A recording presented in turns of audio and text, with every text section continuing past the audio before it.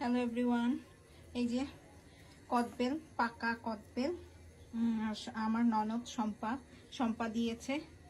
আরও 4-5টা রয়েছে। Thank you Shampa.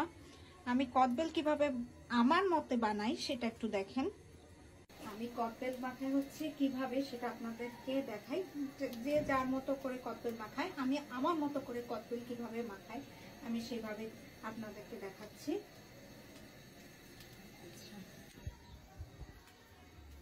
প্রথমে আমি তো কদবেল বের করছি এবং এখন একটু মরিচটা ভেজে নিব।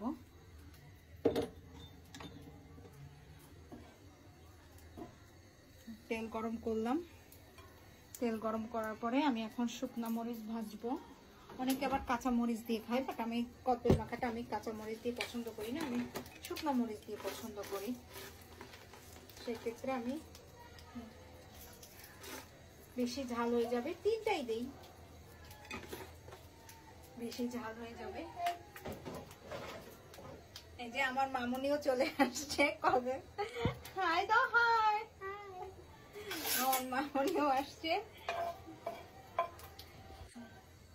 High high. সে আবার টক খায় না, সে খুব মিষ্টি পছন্দ করে।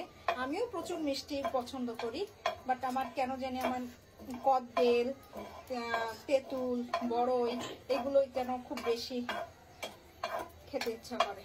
আর এই শীতকালে দুপুরে ভাত খাওয়ার পরে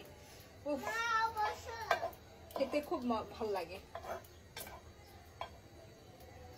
বসবা? Wait wait wait wait. উনি আবার এখানে বসবে, একটা কাপড় বিছাই দিলাম। গরম গরম গরম আস্তে।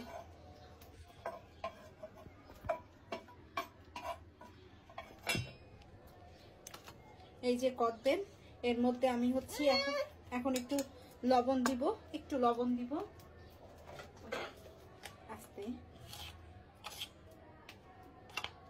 দিব।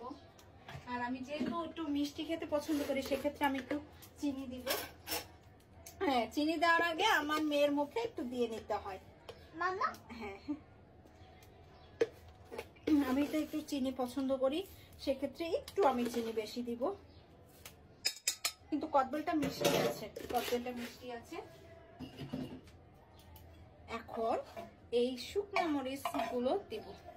যেহেতু একটু শুকনো মরিচ গুলো একটু ঝাল বেশি, সেক্ষেত্রে আমি শুকনো মরিচ 2টা দিলাম।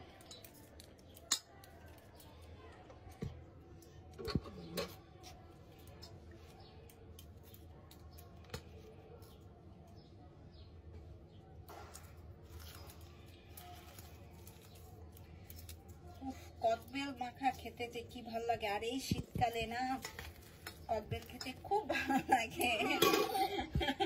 আমার মামনি তার দিকে ঘুরিয়ে দিয়েছে।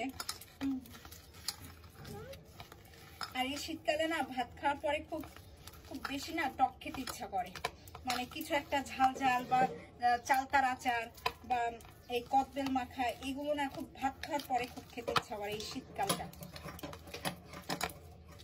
যদিও বা আর কয়দিন পরে কদবেল উঠে যাবে। একটু টেস্ট করে দেখি।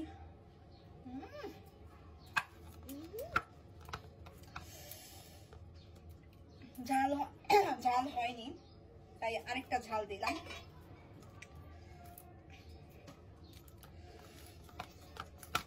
একদম পাকা কদবেল। Thank you Shampa. Thank you master. বলো থ্যাংক ইউ পিসিমণি।